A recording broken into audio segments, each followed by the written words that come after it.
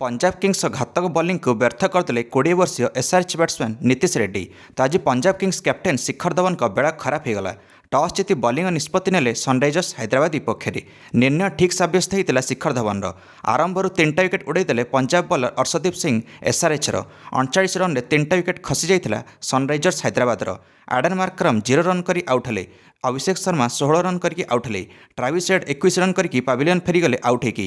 अर्शदीप सिंह ये 3टा विकेट नहीं गले। तापर हेनरी क्लासन भी आउट होगले 9 रन करके।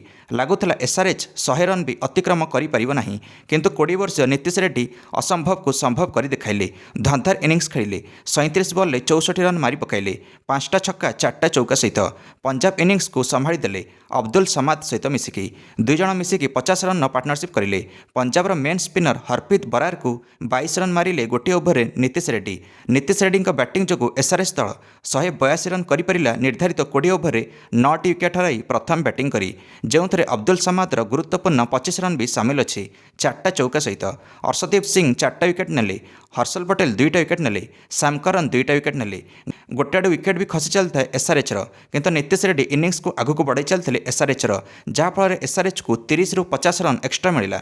ए पंजाब किंग्स प्रथम 3 विकेट खसीगला टार्गेट चेस करू करू सेटा भी प्रथम पावर प्ले सरला पर शिखर धवन जॉनी बेस्टो प्रभ सिमरन सिंह आउट हो पाविलियन पलि जाइछन्ति।